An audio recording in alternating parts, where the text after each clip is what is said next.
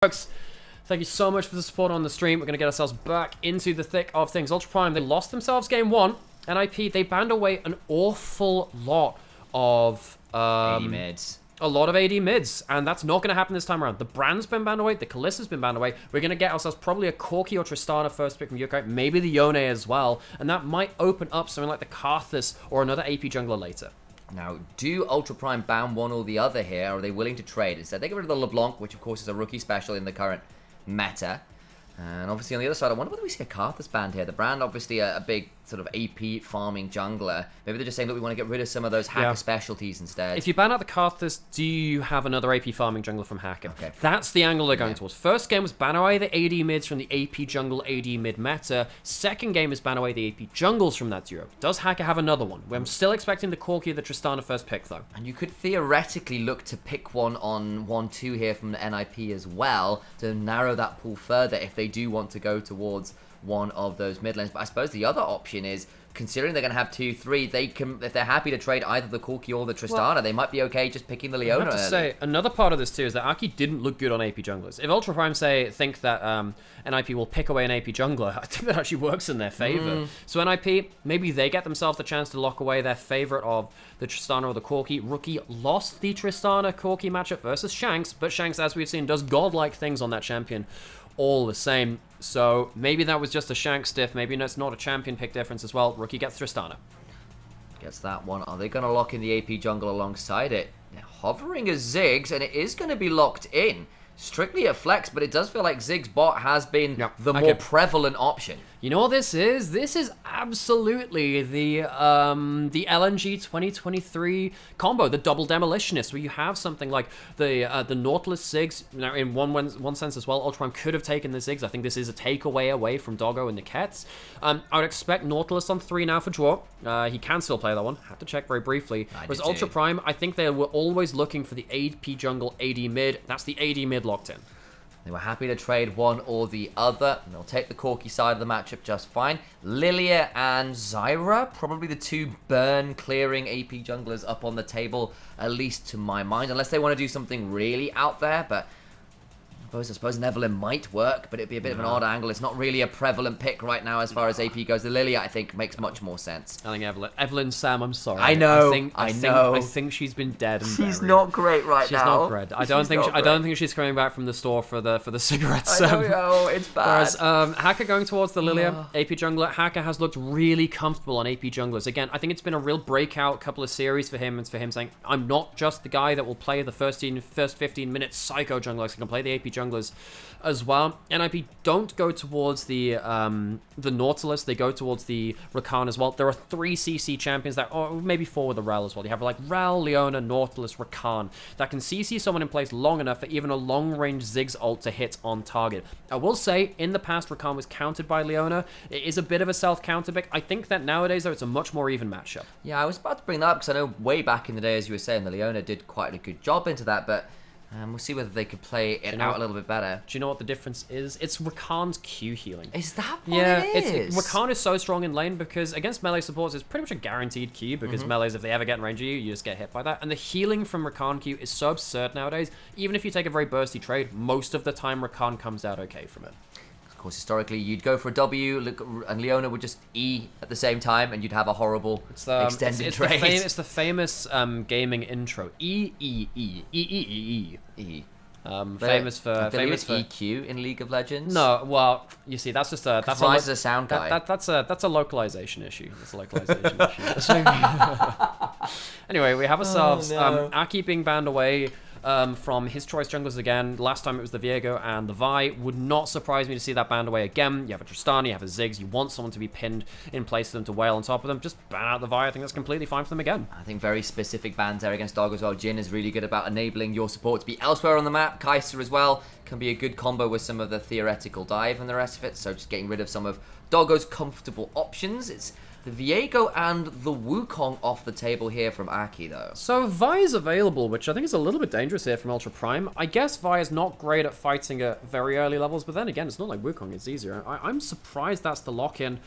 Ultra Prime, what are they going to look in after this? I would imagine it's going to be the Aki going towards the jungler. Are they really just going to... Well, they can't pick the Camille. They picked that last game. They have to answer the jungle and give counter pick to Shanji, I'd imagine. So Juani's heavy CC allows you to commit towards that combo from range. It's not the vibe. It just means that you don't have to commit your body into the play as well and go melee range versus the Lilia. Yeah, and obviously Corki's ability to go away, Leona can be pretty nasty for the Vi as well. At points when you go in, it can be pretty tricky, so I think the Sejuani makes some sense. It also theoretically enables Shanji with his R5 to have a little bit more threat in this top side. Yeah. It could just be a standard Renekton, of course, but there is room to go for something with a little bit more flair in the melee sense. I think with the Skarner locked in, we're probably going to get Kashanji. That's probably what we're getting instead. Yeah. But all the same, just making sure that Qingtian didn't have some kind of special angle for a Darius or something like that, I think it makes a lot of sense. Because if you blind pick the Cassante, maybe the Darius comes out. Just leaving that till last makes a lot of sense, even though you are under no threat really of losing any junglers for Aki on the other side. We're looking to see where we can kind of end this composition off with. Doggo locks in that Zeri. Now, Zeri's had a couple of different item builds. Interested to see what Doggo's take on it is. We've seen some Shiv, we've seen some Quick Blade, we've seen some Blade of the Ruin King. We've seen a lot of different builds, so even with the Kraken Slayer in there too. And as we expected, Kashanji locked in as last pick for NIP to round out their very heavy front line with strong engaged to pin someone down for the double Demolitionist to bomb him out. And if for any reason at all, NIP get any grubs, any heralds, any access to a tower with this combo and this front line, it will not last very long at all. Ultra Prime is something a little bit more... convoluted is probably the wrong term, but a little bit more spicy, perhaps, in terms of what they want to do. It's a lot less, like, bog standard than NIPs. They've got a little bit more pick, a little bit more threat from the jungle. Uakai on this Corki, which is serious flavor of the month. But if you can get some of those picks, the Skarner and the Leona, pairing up with something like a Lilia Sleep, you can certainly begin to take apart some of the squishier members of NIP, assuming you can get past the front line. And that is the problem. Can you get past the front line? Last game, the answer was no, because they fell too far behind. I'm interested again, actually, to see if we'll see ourselves in a lane swap scenario, because we do have a Tristana and a Ziggs in the game. Very, very good at killing towers and lane swaps. And I'm at it. What the hell is happening up with those splash shots? What is happening? What has happened to... Why do they have a disease? Why do we have chickenpox on our champions? What has happened? Folks, we need a quarantine in here. What? God, is that like Pokerus? Have we given them poker? Is it actually just... You've done that from having it on stream. Oh my god, I can't believe I've given them poker. They have 1.5 times XP gains. Incredible. Well. Okay then. Let's maybe take a moment here with the skins on screen briefly to head on to the Rift and listen to the dulcet sounds of the crowd as we're all here and ready to play.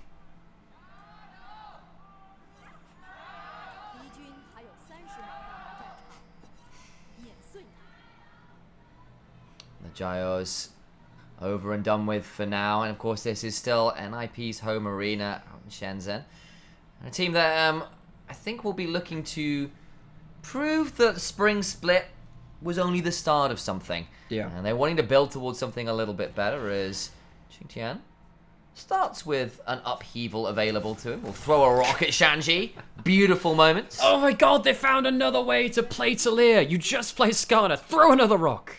Qingtian gets the first damage of the game. Gonna walk in for an early ward to make sure that Aki is not on those Raptors to start with. Aki actually went for an early position, went back, I think placed a ward, switched over to a sweeper, has gone back into the jungle. It's not the same tech as he used to have. We used to place a ward, go back, go for a sweeper for the increased cooldown. See that Niket clears out that first ward now, and Aki, because they're against a Lilia, has to start on Raptors, or at least do them early into the clear, because otherwise, Lilia takes your Raptors as a very free camp. Probably the quickest Raptor clearing champion in the game. I think actually the only quicker one is actually Kayn with Q-Star. That champ is really strong at that too. I can imagine that gets quite rapid indeed. And Kayn not really seen the light of pro play properly in a little while. I think Canyon, the last person I remember pulling that champion out. You know what I'm going to do? I'm going to do something very rare. I'm going to talk to someone specifically in chat. Someone just showed up in chat. It's called Mr. Pillow. They are a Zeri main in EU West up towards Masters, Grandmasters. What should they build this game? Because I've heard there's a lot of different stuff from that Zeri. I look at this team. There's a heavy front line. Maybe Blade has some value there, but it feels like Doggo needs to do a lot of tank killing this game. And that's really something that we're going to have our eyes on. There is no lane swap. It's not going to be shenanigans with Corki doing that at least. Rookie eats the wrong end of a Gatling gun, but the trade is even enough as the Phos bomb comes flying and Rookie gets a bomb explosion. So Lots of explosions available in the mid lane, but no one dying, just down about 20% HP each. And we did see there was a level 2 solo kill from Shanks onto Rookie on the other side. That's not going to be Swell Seed landing onto Rookie. Could have been some extra damage and would have put him down into real kill threat from the next time Yuokai's cooldowns came back up. Mr. Pillow did get back to you, by the way. Yeah. Suggesting Bork Runens or Bork Navori works pretty well here. Ah, yeah, Quick Blades, of course, really... It's different. Navori used to be really good at tank killing from Zeri because it just gave you so many extra ability to kind of like reposition again with your E and, of course, the extra ability damage coming through from your whole kits as well. And this is 14.10. We have seen Shiv, might see that anyway. Aki's walking forwards, isn't in position really for a Q flash. And it does kind of feel like the early junglers. Again, they're not the Lee Sin, they're not the Viego. We've had a lot of talking about this. The speed of the game really is about what version of the meta we're seeing. It's an E forward from the Cat. Let's be careful there. Needs to be careful now of Dwarf following up with another W. Skullcrab's about to spawn. Yuokai teleports back in, having been chunked. Picks up an early cull. Topside, Qingtian actually having a pretty good time of it here versus Janji in terms of at least the HP bars early on. Draw, maybe trying to stop a recall coming in from Doggo. And he does. Nick has to flash out, maybe just thinking that the recall could be stopped. Zenith Blade takes him very far. Doesn't have the flash, remember, and there's still going to be some bombs flying, but not enough damage, and certainly not enough mana from Photic at this point to get more value than that. I think the Cat basically thought that Doggo would be able to complete the recall, so he said, look, I'm flashing backwards knowing that my AD carry should be able to get back. Then the recall doesn't stop, and then things get a bit weird. That, I think, is the miscommunication. The Cat, on the whole, I've really enjoyed looking at his thought process on the engaged supports. I mean, a lot of the other players we know more about, which is why I'm specifically talking about Niket as a new player. Coming in from Tier 2 to Tier 1 as a support player is a lot of game sense. It's an awful lot of game sense, and I think that despite that being one of the hardest things to practice in the game, he's done quite well, actually, on stuff like the Leona, the Nautilus, the Rel, even the Renata in one of his MVP games as well, and knowing how to impact the game in a more strategic sense than just the micro outplay. His thought process is really interesting to see. He will need to play well to get them back a game against NIP, who, in the last game, had that strategic victory against NIP, against an Ultra Prime, really. Niket was part of a team that was very, very dominant for large swathes of the LDL when he was there, that top esports challengers roster with the likes of Nio, who of course came up. It's always been quite interesting because in a lot of ways, Niket was the real mastermind slash engage engineer, shall we say, and you can sort of see that people like Nio struggled a bit more, whereas Niket and the angle's a little bit better. Troy's very happy to roam here as well. Level 4 on the core key means that he can just sit alone in lane. A lot of the time when it comes to roaming supports, it is really about can my AD carry survive. When you go to Ziggs, yes, you can, because you just sit there at Q range and you can farm for forever. Don't want to body block everything to deny that farm. Yes, the Q cooldown early is very, very long. In fact, one of the reasons why Ziggs is very good in bot lane is that your support can basically buy you safety until your next round of cooldown comes up. Your level 1 Q cooldown is way too much to trade with. Now you're at level 4, got those 2 points into your Q. It gets a little bit easier to do that, and it will continue to get more easy as the game goes on, freeing up Dwo to then roam across the map after securing the early lane. Value acquired, or attempted to be acquired at the very least, and we see Grubs about to spawn shortly, and Lilia, being Lilia, is about to go and stand in the middle and press Q a lot of times. Yeah, I have to say, this is not the worst game for Lilia. Lilia really hates, like, really strong, dedicated hard CC, which you do get from the Sejuani and you do get from the Rakan as well. But I feel like if Hacker manages to find a place in a fight where Rookie and Photic are kind of delayed by Niket, I think that Hacker can burn through the front line really, really well. So we need to see Hacker showcase that he can make the big plays in the same way that we've seen it. Actually, Hacker's just gone off of those grubs to fight around the dragon. This is a contested dragon. Yuokai steps on forward. Aki has to Arctic Assault over the wall and down to 1600 HP. This might just be a donation. Hacker a little bit wary about what's going on. Aki gets jumped on, flashes away, stays alive for now, but the hop on forward from Rookie, who gets an immediate explosion, and it was a mistake from Ultra Prime. The dragon's secured, but they lose 2 members to make it happen. So Hacker gets all 3 grubs and gets the dragon, but at what cost? It's the jungle support duo that goes down to Rookie on the Tristana. We've seen a lot of Tristana shut down in recent games of LPL. This one's got a lot of gold now. Feels like Ultra Prime, they were almost onto something around that fight, but NIP just kind of called the bluff and said, okay, we can flash away from those cooldowns and take the fight. We'll see that in this replay where effectively, you know, Hacker arrives a little bit late. They try and go for something, but Dwo ends up kind of separating out the team. Good damage with the W early. Opens up Rookie to make another play after the cooldowns had already been used. The damage is too much to manage. Dragon goes down at the least for Ultra Prime, but giving 2 kills over to Rookie of all people in a game where It's all about that demolition damage. Accelerating a Tristana can really hurt. I think the bonus here for Ultra Prime, at least, the one small thing is that no one's hit towers yet. And it does mean that the Tristana and the Ziggs aren't going to get huge value out of the demolition on tower plates, which can accelerate a game into God knows what kind of gold leads. We saw it a lot. As we called out in the draft, I kind of refer to... Oh, I'm trying to stop a recall, I guess. Okay, yeah. So Doggo actually skated over the wall, which is why Fozzi's like, yeah, I can get a recall. No, you can't. Yeah, anyway, LNG used this duo a lot last year to get huge leads around very good tower taking across the world, across the map, rather. No, well, I guess technically it's the small world anyway. Qingtian might just get ulted on topside. There's an ult from Shanji. I think this might just be a dead Qingtian. Going all out here briefly, or actually holding on to it until just the end of that, and nothing to be done. The Skarner is quickly put to the sword. Maybe a can of raid, who knows? What do you use to get rid of Scorpion infestations? Bot lane we go instead. As a bit of a 2v2 begins. I don't know how much damage is realistically coming back. It's a decent use of the satchel charge, but now with that ability to disengage somewhat down, Doggo sees an angle to throw down a lightning crash, but the damage trade still in favor of NIP. You know what you don't use to deal with a Scorpion infestation? Water. Do you know how long a Scorpion can hold its breath? 2 days? 7 days. No, what? 7 days. No way. I can't believe you were like, oh, it's going to hold 2 days. I'm like, why would you guess that, Matt? I guess because I set it up in that context. Yeah. You're like, oh, like 8 hours or something. No, 7 days a Scorpion can hold its breath. So don't try and drown a Scorpion, basically. Yeah, that's a thing. That's horrifying. You can instead, just squish them, I guess, in the case of Shanji and Aki. But yeah, don't drown them. Nami counter IRL. I think they count as arachnids too, don't they? I can't. I think they're like a... I don't think they're... I'm not sure if they're arachnids, actually. I think that they're like a separate thing. Scorpions are they're quite an aquatic species anyway. This is the squishing of the Scorpion. Turns out you can freeze the water and then mash them over the head with it, with ice. Oh, they are arachnids. Okay, right. I thought they were arachnids. There you go. Thank you. I appreciate that, chat. You have solved my minor conundrum. Yeah. I mean, a lot... So, like, fun fact, do we have a moment? No, Joe's thinking about going forwards, but it's just a little bit of a roam through mid.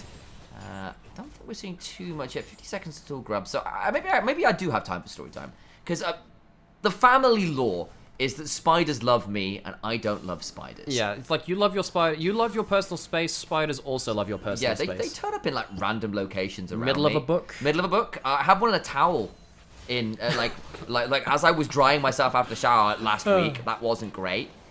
We had one on a speedboat. Try to go down my trousers. It was awful. That was pretty bad, actually.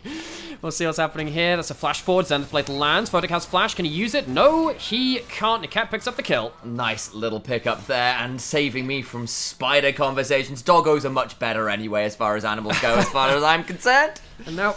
what does this mean for the rest of the map? Again, we haven't really seen NIP be able to hit turret plates. We thought that Photo could be safe on the bot side, and largely he is. Maybe not for a Flash Leona, though. That one's a bit crazy on the other side. Rookie going to walk up, try and get a bomb on tower, puts on a Yokai. Instead, getting himself that first plate of the game. Doggo instead going to maybe take one on this bot side with those 3 grubs. Scrubs have spawned on the top side, but with top side being pushed in, with mid lane being pushed in, much harder, really, for them to kind of like contest the grubs towards the top side. So it'd be a splitting of 3 for 3. Of course, any grubs at all feels very good for your demolitionists. Tristana with the early lead would love to be able to try and get access to some more plates, which hasn't been that easy. Of course, Corki, notoriously pretty solid wave clear, even after some of the changes to how he works as a champion. Smite away from Hacker. He's kind of caught out right now. He might have to follow the ult. In fact, he does. So. How much of this is he going to do? Fantastic timing from Joy to put the quickness. But a hop away is still pretty good to get away. I wondered whether the CC might be timed out well enough to get some more. He ends up using that ultimate to buy him the space to get another Q, get 4 stacks of the Q movement speed, and just run off. Doesn't even have to use that flash. Burns the ult, which is a little awkward.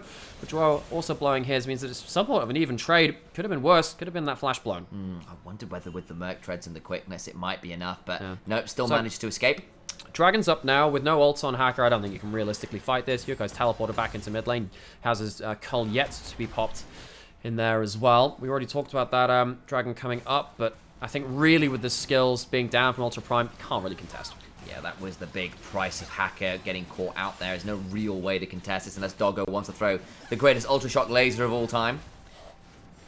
We have, remember AP Zeri? Oh my Unfortunately. god. How stupid was that build with mid lane AP Zeri? I remember Ike in LFL doing unspeakable things when I was looking at Emir Masters prep at the time. It was M&S that pulled Yeah, out first. So, folks, before M&S became, LCS champion with C9, we knew him from NLC, and he was the first guy to pick out the Kai'Sa mid into Corki and stuff like the Zeri mid as well. He was so happy to play that stuff. That was really cool. That was actually going to be on NLC tonight with Torok, of course, was the coach of that team. So is he casting? He's going to be on the desk with me tonight. Oh, cool. Very cool. I'd kind of like to hear Torok cast. I like Torok. He's a nice guy. I appreciate that guy. Shout out to that dude.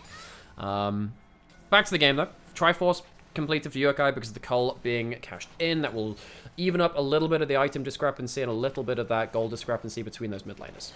Quick question as well, because I've seen this debate raging on Twitter a little bit about whether Blackfire Torch on Lily is actually worth it as an item rather than just going Leandries into something like a Zhonya's or other, or even like Ryalize less so, but like some other items that the Blackfire Torch is almost a step too far.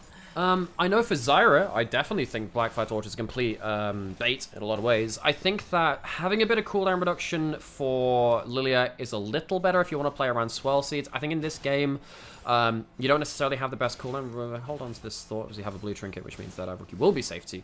Well, I mean, Yokai, wait, you saw them on the blue trinket. Yokai, why are you still walking up? I guess he feels safe with the cat here, but they're going to try and wave clip. Again, we did talk about the demolition value from NIP. Getting that tower down low means that Photic is very close to getting that into bomb range. Doggo, going to see them walking through that river. Is not spotted right now, and he walks into them.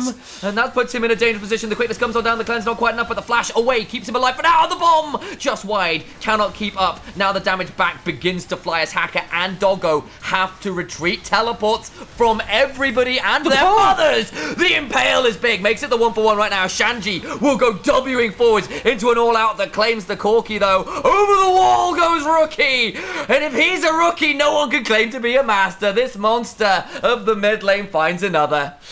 You know, Rookie did actually want to rename himself to Veteran, but he couldn't do so because there was already someone in the database called that. He wanted to do that after he won the World Championship, but you know what? He's more than happy to make people feel ashamed that they're losing to someone of such rookie intentions.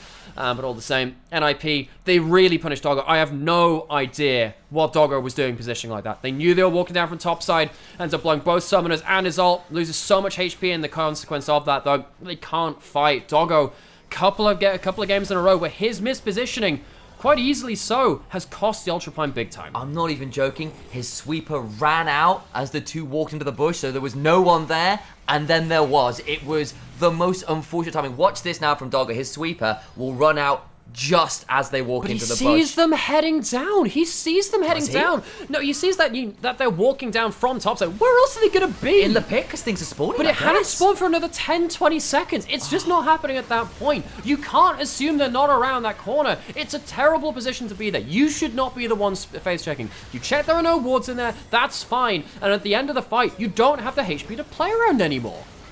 I don't even think he got a particularly good spark surge away either, so just a bit of a mistake. A little bit greedy with the sweeper, thinking he was safe to step in and start contesting. Ends up costing his team hugely there. Now in towards the bush we go again. It's another bush bait. NIP have been punishing Ultra Prime in these side lanes with the vision game picks all series long. Hacker does get out alive without the permafrost proccing though. So this one isn't the worst case scenario. I really think that Aki and Draw have been playing so well coordinated in this game, and in the last one too, actually. I feel like the difference between the series that we saw before this from NIP and this one has been that Aki and Draw have just decided to commit towards what they know they are good at, particularly Aki going on towards like the Rek'Sai and then the Sejuani, the more bruises, the more frontliney stuff. It's less about the AP carries, which, again, that might be an issue later into the split when they have to be forced to playing around that. But for now, it's working well in Ultra Prime. They have been denied their choice of that Karthus, which they would love to lock in. They go towards the Lilia instead. They're finding it a little harder to play around. And I think particularly Doggo, on an individual level, has fallen behind now in this game. And that's going to be a problem on the mid lane turret. The damage back, the hop onto Hacker with the satchel charge, chunks him down about 20% HP, and Hacker again struggling to find value on the Lilia so far, but he's not really had his front line around to play with either, so well, easier to attack the Lilia as it stands, and Yokai actually looking for a potential lane gank here to help Qingtian clear out this wave. They want to try and keep some of these tier 1s alive, but Aki just hops over the wall and says, you cannot be here. He doesn't have his ults. There's no real kill pressure there, but it will just force them away. Rookie will bomb down this tower. They could bring up the Ziggs at any point they want it, but may as well just give the solo gold over to Rookie. Already up 2,000 gold individually. Already has the Navori Flicker Blades alongside that Kraken, so on a huge spike of power. And it is very, very powerful for him. Man. Look at that gold. I mean, Rookie, he needed a bit of a stand-up series because he's had some weak ones in the first two. This one has been very, very strong from him. I think that he's individually outclassed and taken these gold leads into game-winning moments. NIP setting up around that dragon. Rookie will be able to teleport back in after another base. They can delay until he's there if they want to, but Ultra Prime aren't even contesting. Rookie has no pressure on him to back and teleport in. To the dragon we go, and that will be second one for NIP, and Herald is in inventory for Aki at some point as well, and Herald plus Tristana plus Ziggs, that could be a very aggressive shove onto a tier 2 and maybe a little bit further even if you can set up for it for NIP. Now we have ourselves NIP getting... The sad thing for NIP is there's no Baron alive yet. We've actually seen that a lot today. Anyone's Legend earlier. And then in this game as well, it feels like the teams which have been ahead have gotten ahead so early that it's like, well, what do we do now? We wait for Baron, I guess. They're going to be pushing in those sidelines. Again, very, very powerful Tristana. I think that Shanji has been monstering the individual matchup too. Qingtian, I've had a lot of praise for him. Not for this series, sadly. I think that he has fallen behind individually in this game too now after that first gank came through in towards topside, and he's really been struggling. The cat finds that draw. There's no follow-up for him, so we can't really do much beyond that point. And Ultra Prime, this feels like it's going to be a slide towards a demise at the Nexus for this one. I don't really see how they get away with this one besides, I don't know, Miracle Baron Steal. Yeah. Again, they kind of want the Baron to come up weirdly because that might be the only way they get back into the game. He's looking for an ult from the cap. It misses, and that's another shot missed. Can't make it work. Instead, this tier 2 goes down. They've still not used the Herald. And that's a good point, actually. Really good point, because now with that Herald, they can just hide that. They can hold that and say, right, Baron's up. Let's put this in a side lane. You have to do one of two things. Answer the Herald, answer Baron. What do? They can use that as, I like to call it counterweight when we saw the Herald more available when we had two of them on the Rift in the seasons before this one. Feels like in this game, it will be a return to that kind of style of play from NIP, where they can just drop it down wherever and just say, all right, answer it. There's teleport. There's an answer to it. Rookie might get caught out. That's a bit bold from him. Gets away with it for now, but Doggo slides over the wall. There's a Buster Shot available. Rookie, about to be lilting Lullaby. I think he's just dead. That's a bad teleport from Rookie just before the Baron spawns. NIP, come on. This is going to be the point of the game where you can shut things out. They still have the Herald. They might be able to summon that. In fact, they just did. I think I just saw it on the map, so that'll be used to crunch down into that mid turret. It'll be another Ziggs bomb to go towards that too. Satchel finish that up. Shanji pushing in bot lane. So at least the cross map works out for NIP. But come on, you can't be giving easy shutdowns like that. Niket caught. I think he might be a bit of a dead man. Gets away with it for now. This is still, remember, a 4v5, so the Impale afterwards means Ultra Prime get another. They can keep looking for Yukai Valkyrieing in. And they get another one sent to Valhalla. But that's the jungler dead. While Baron's alive, there are blue pings on Baron. Oh NIP, after losing Rookie in a terrible TP, and then trying to claw something back across the rest of the map, may have just thrown a Baron over Ultra Prime. What did we say they needed to do? Wait for Baron, wait for a miracle, and God willing, they found it. Yeah, I think the C word you were looking at was catastrophe. I do not know what that sequence was from NIP, but it is going to cost them big time. No teleport for Rookie, but he has respawned and should be here. They might be able to fight around this. The damage back is pretty big, down to 2,000 HP, and Baron should likely be secured, but the fight afterwards will be more important. Qingtian, about to die, does so. Rookie gets a double hop with the bomb explosion, but there is still another blast cone available to get at least 2 out. Hacker likely falls, but wants to clear out a wave while he's there. Oh, Hacker might just be able to clear out that wave. Using the move speed. He uses the ult to buy some more time. The tower's probably going to kill him, and instead, Rookie will just do that dirty work. How many Baron made it out? I guess it's 2 of them in total. I can't remember exactly if... no, it would have been 3, actually. I thought that someone else had gone down just before it. So I guess Ultra Prime, they don't get out for free, but it's still Baron off the table, so it does mean that NIP can't force it in. To the enemy base. They might be able to ride this momentum out with a couple of waves to get themselves some objective bounties. How the frick did this happen, though? So hold back. Wait, I could just... You are allowed to your stream. You're allowed to do what I want. But this is what happens after the big play. Niket buys some time in that front line. And does he end up dying in this one? No, he doesn't. Get the smite through. Shanji ends up chasing it out at this point. And honestly, MVP is the blast cone here. Otherwise, I think that Rookie would have been able to jump multiple times. Hacker clears out that wave, manages to push that Baron buff out there, survive for a little longer. And Doggo got a recall off as well, so it's only 2 that fall. And I think that disrespectful teleport that didn't expect all of Ultra Prime to be there has cost NIP a lot here. Now, what does that mean in terms of individual gold leads? Not that much right now. Again, the overall Baron power play is less than 1,000, but it does mean that NIP don't get it. It does mean it's going to be a stalling out. They can protect their inhib towers with the remaining Baron buff, which is completely fine for them. It is still a bonus. Yukai, if he can get himself to another... Well, no, they don't even get the objective bounties. That's a little sad for them. You know, if they got themselves another tower, that could have been another big gold swing for them, sadly. 13 seconds on an Infernal Dragon spawn. Be a big soul point for NIP to secure. 3 items for Rookie is so dangerous now, though. Rookie will shred everyone. Qingtian is not even that tanky. He has a Hollow Radiance, or is that's the Hollow Radiance, right? I was trying to remember if it's the Unending Despair. It's not, that's Unending Despair. Okay, Hollow Radiance is the Sunfire equivalent. Though this kind of does yeah, AoE damage too, but it's look, healing. I'm not going to lie, they're very similar color palettes, so They it's are. either like, yeah, I confuse those two too. they're one of them. Anyway, he's not that tanky. I don't even think Niket is that tanky either. And it does mean that with the Lord Dominates Regards, they're even lesser. They are paper. You can see that Qingtian can't really walk up to this Tristana at all. Trying to wave clear with these rocks thrown after another. Yeah. Do you know what the passive is called on Unending Despair? No. It's Anguish. Anguish. Oh, wait, there were so many... But Anguish used to be on Leandri's as well. It was Leandri's Anguish. That was the thing. Damn, they've just reused that. Imagine reusing a word. Incredible.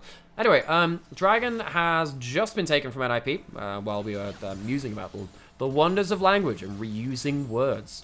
Baron coming to an end. Only 1,000 gold power play, but it did lead to a top lane outer turret falling.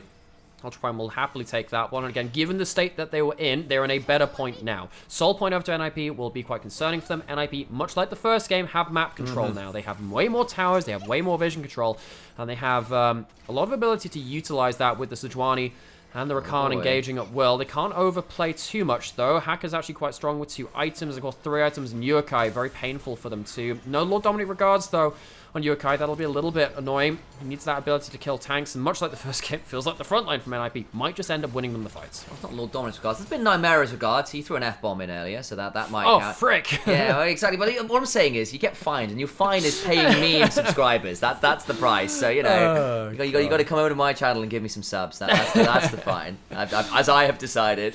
Wonderful stuff. Well, we'll talk about a contract. What do we see here? So, Hacker. That flash is important. I think it's important that NIP didn't see that, because if they're playing as though Hacker doesn't have flash, there as well, by the way. It'd be pretty important. Hacker maybe getting... I'm not going to lie, I feel like a couple of our teams, which have been... we saw this in Meteor a little bit too, in their series just the other day. It feels like a couple of these, you know, on paper, weaker teams have been falling prey to a little bit of those nerves here and there in some key moments. Hacker, he's had a really good start to this summer. I hope that it doesn't let that get to him, even in an important series like this. In chat, someone says Flash is a crutch. Damn right. That's exactly the mindset required. Who needs Flash when you can just stomp on those Chandri's fools? got it right, didn't even take it.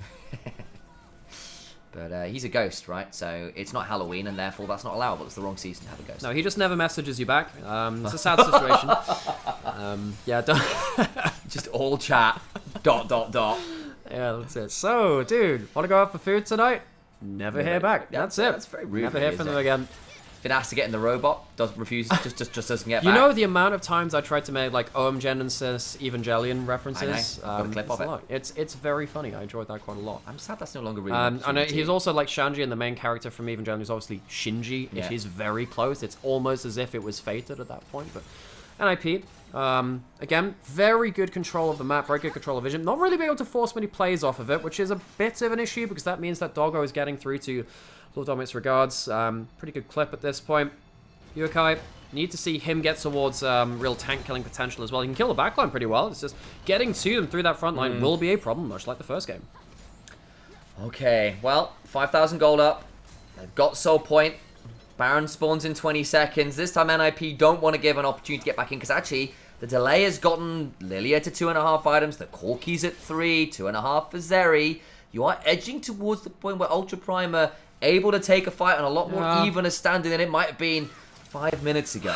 But it's still a huge amount of damage from Photic. It's not even like Ultra Prime outscale. No. It's just they're getting to a point where they might be able to fight. Throw some punches It's back, not like yeah. they're getting to us like, oh, eventually we'll win. No, it's like eventually you'll be able to have a chance. That's what we're talking about now because of the gold lead which came through. I think with the map control, I think with the vision control, this gets very dangerous. Blue Trinket put down. The minefield's buying space. They're trying to cut through the front line, but Cat just doesn't have enough CC or follow-up.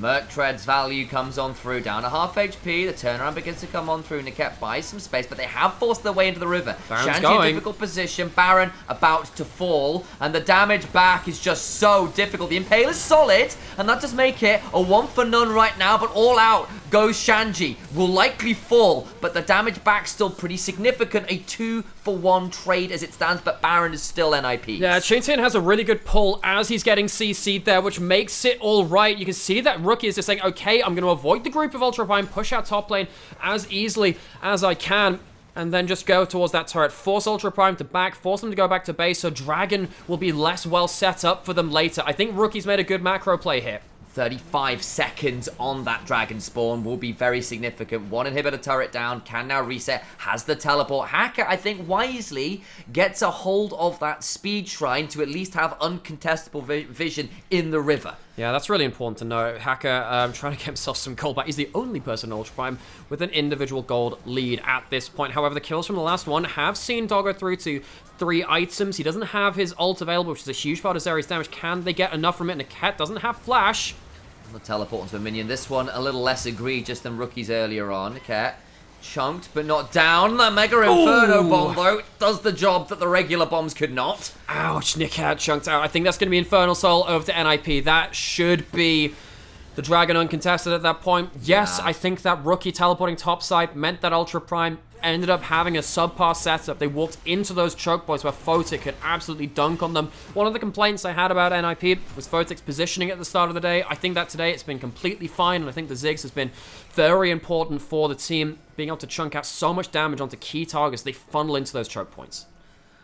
Now they get to barrel down another lane. It's Shanji in the mid lane. They've got the inhibitor turret in topside already, so they're looking to get the other structures while they have got a minute or so left on this Baron buff. Ultra Prime down the Infernal Soul and already kind of struggling with range. Photic gets cleansed away from, I think that was with Mikhail's built up from draw, ends up getting away from the Leona, and that's going to see them through to the push onto the tower. Niket just doesn't have enough follow-up and extra follow-up CC for the team to capitalize. He gets hit by a bomb as well. God, that's a lot of damage. Damage proving very difficult to manage at this stage of the game. Another inhibitor turret about to be seized. Hacker and Qingtian try to step forward and hold the wave away, but in some ways that's just a little too little, it's a little too late. I don't know what tools Ultra Prime have realistically to stop the shove anymore. Well, you need to wait until that Solar Flare comes up, I suppose, but that was used fruitlessly the last time. It'll be up before that Mikhail comes up through. Go for Swell Seed, a flash Q into something like that. But it needs to happen before follow-up damage comes back, and that's a problem. You can see Hacker coming through, stacking up his Q. He has move speed, he has a blast go, and he has a flash. Trying to get onto Photic, does manage to get the Lilting Lullaby onto, but Rookie just turns around. Photic burning will likely fall to the Dream Dust. That's one back. They're going to try and get Hacker, but he heals it pretty well, doing their best to stop the continual shove, and Ultra Prime get one, but they don't find a truly game-turning play there. Okay, so Hacker, honestly, pretty well done considering the position he's in. Rookie has flash, has bomb. He can do what he wants here. And they've used so many tools to get one kill, and Rookie just turns it in a moment. Rookie once again with the game-changing play. That kill might just end the game after a good defense from Ultra Prime. Qingtian over the wall, gets jumped on again as Rookie rocket jumps forwards again and again and again, and the bead is drawn onto a Scorpion who turns out you exterminate with a machine gun. Feels more like Starship Troopers at that point, or whatever. Let's keep it more modern. The Helldivers. Those Arachnids never knew what hit them. The Terminids, the Tyrannid. There are a lot of names for those big old Griblies. Skarner's the one in this game.